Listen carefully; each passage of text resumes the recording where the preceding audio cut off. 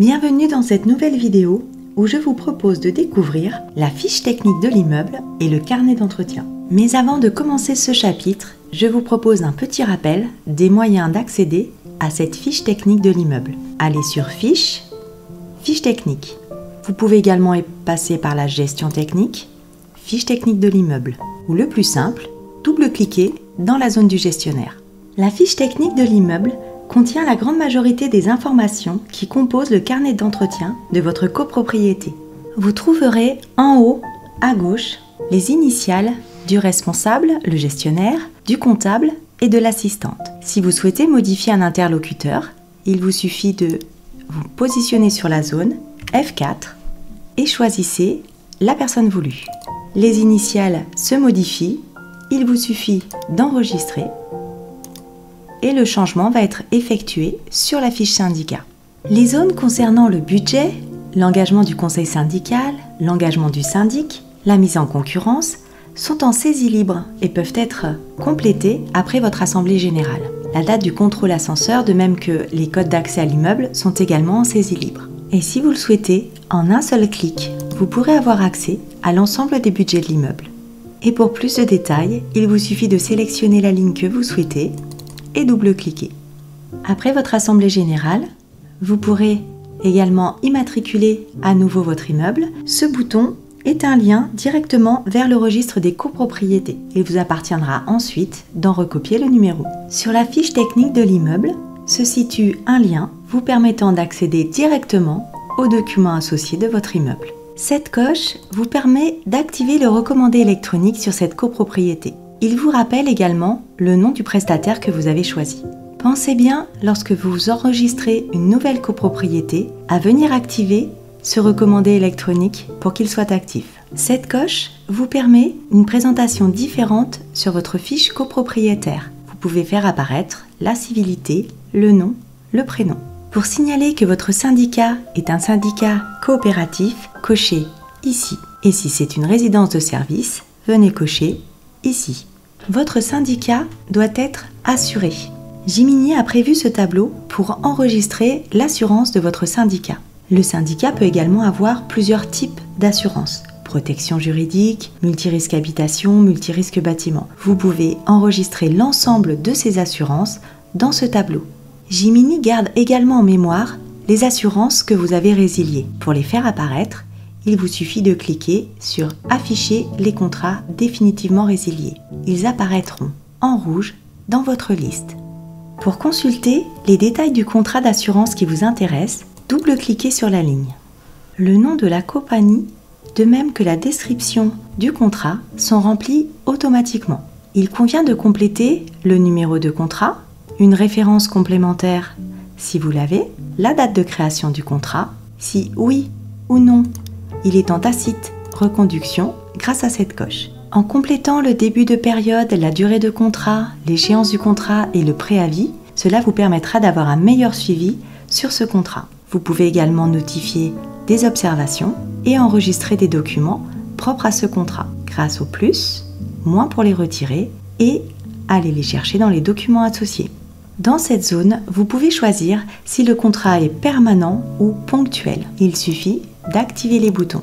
Vous avez à disposition un post-it qui sera visible par toutes les personnes consultant la saisie du contrat. Vous pouvez décider depuis cette interface d'intégrer ou non ce contrat dans votre carnet d'entretien. Il est également possible depuis cette interface de visualiser l'intervenant. Vous pouvez également accéder au lien du fournisseur si besoin. Si vous souhaitez ajouter un contrat d'assurance à votre copropriété, appuyez sur le bouton « Plus ». Choisissez le type d'assurance. Pour notre exemple, nous allons prendre une dommage ouvrage. Double-cliquez, vous aurez accès à l'interface de saisie de contrat. Dans cette zone, je vous invite à faire un clic droit ou F4 afin d'avoir la liste des assurances dont le métier a été enregistré dommage ouvrage. Sélectionnez celui qui vous intéresse et les informations arrivent dans l'interface de saisie de contrat. Il convient maintenant de compléter les différentes zones comme vu précédemment. À vous de jouer et n'oubliez pas surtout de valider avant de fermer.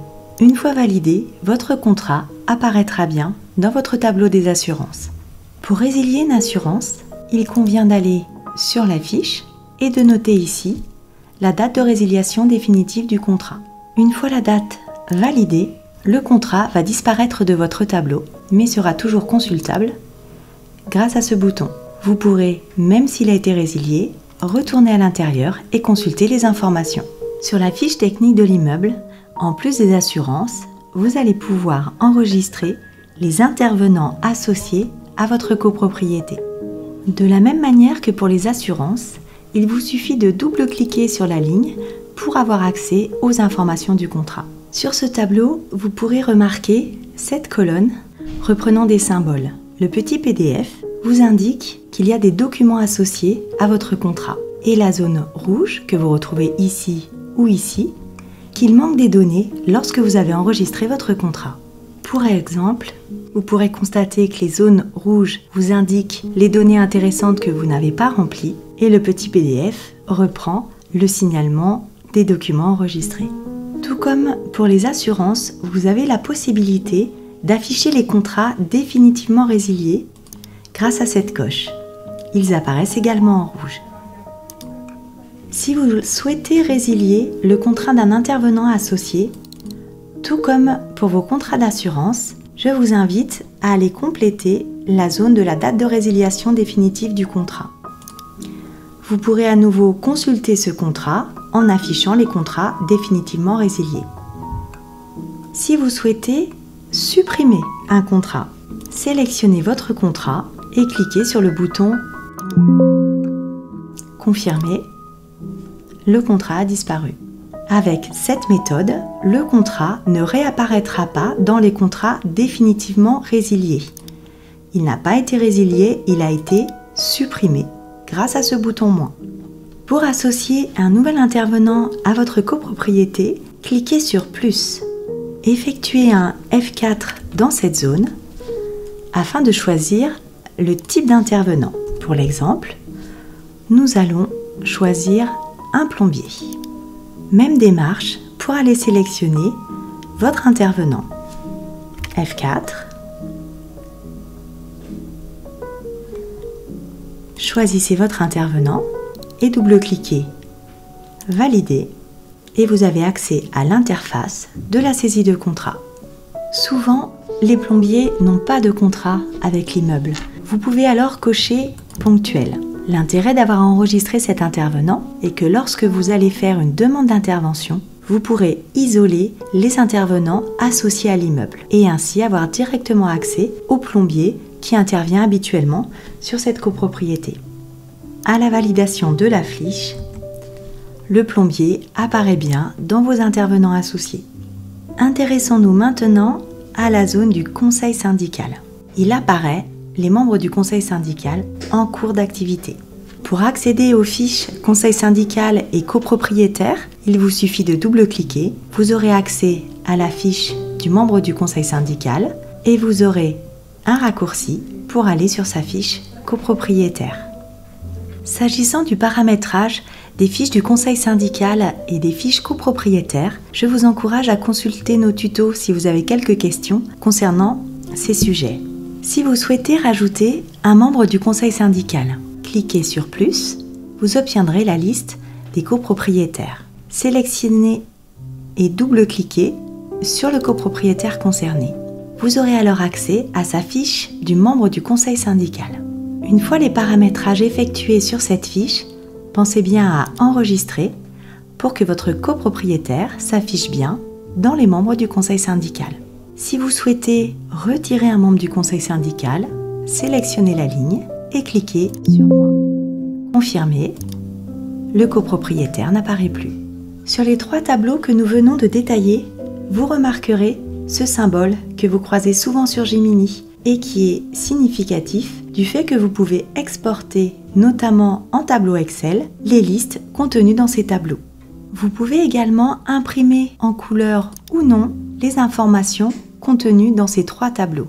Pour le tableau du conseil syndical, vous avez en plus la possibilité d'envoyer directement un mailing depuis cet écran. Et enfin, pour le tableau des intervenants associés, vous pouvez envoyer un courrier et un mailing directement depuis cet écran.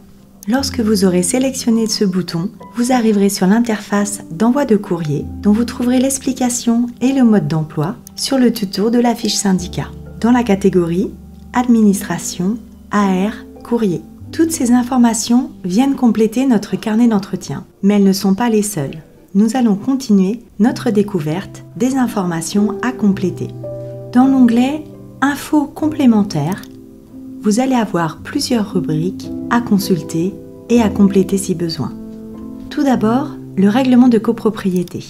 Il va reprendre le nom du syndicat, le nombre de syndicats secondaires, bâtiments, cages d'escalier, niveaux, le nombre de lots principaux, le nombre de lots secondaires.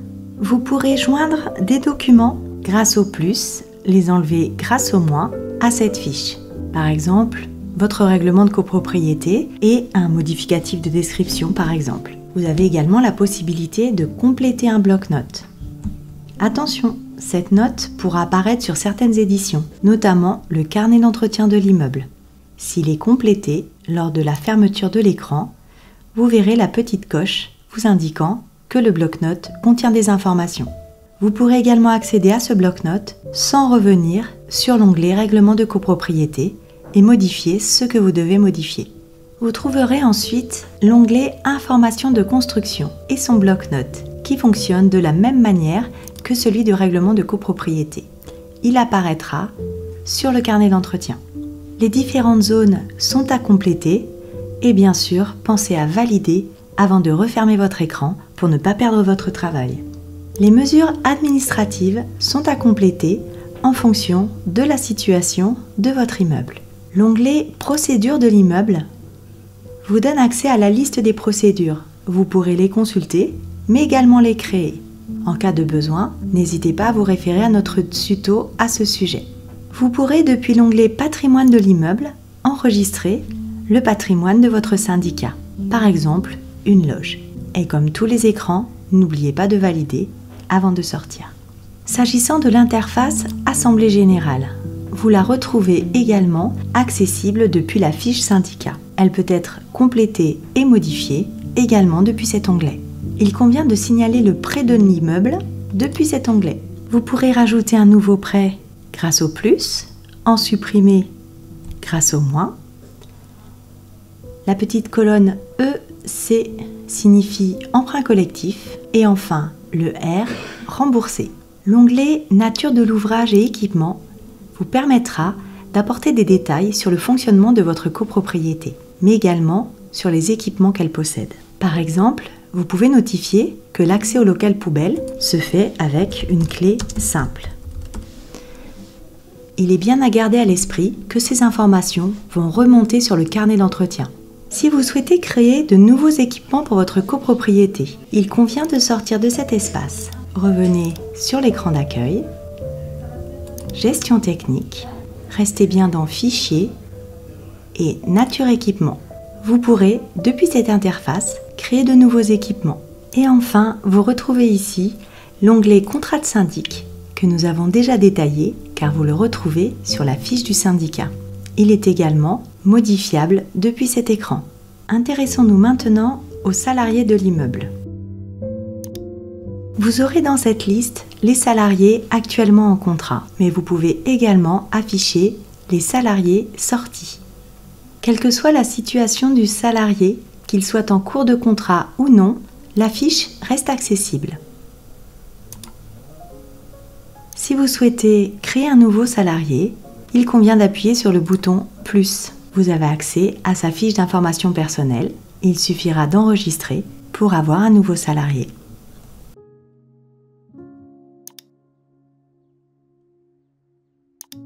Sur votre carnet d'entretien, remonteront uniquement les informations concernant les salariés en cours de contrat.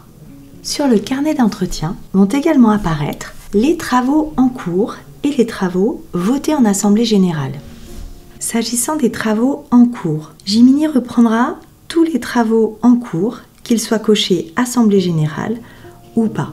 Je vous encourage à consulter notre tuto sur les demandes de devis et les transformations de devis en travaux pour bien vous expliquer comment cela fonctionne et où sont les coches assemblée générale.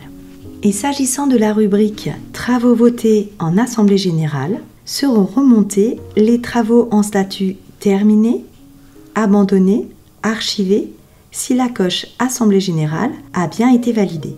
À ce moment-là, la ligne se met automatiquement dans le suivi des travaux au moment de la modification du statut. Vous les retrouverez dans cette rubrique. Il est également possible de remplir ce tableau en saisie libre.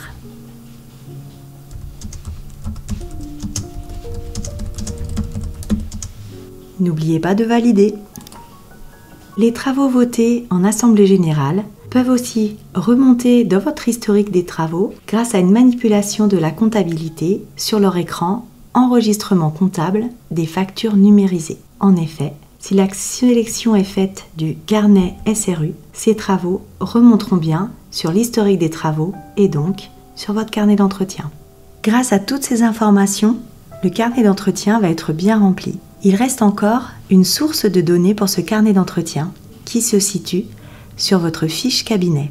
Pour consulter, compléter ou modifier les informations présentes sur la fiche cabinet, il vous faut passer par l'écran d'accueil et aller dans Copropriété, Fichier, Paramétrage de base, Cabinet.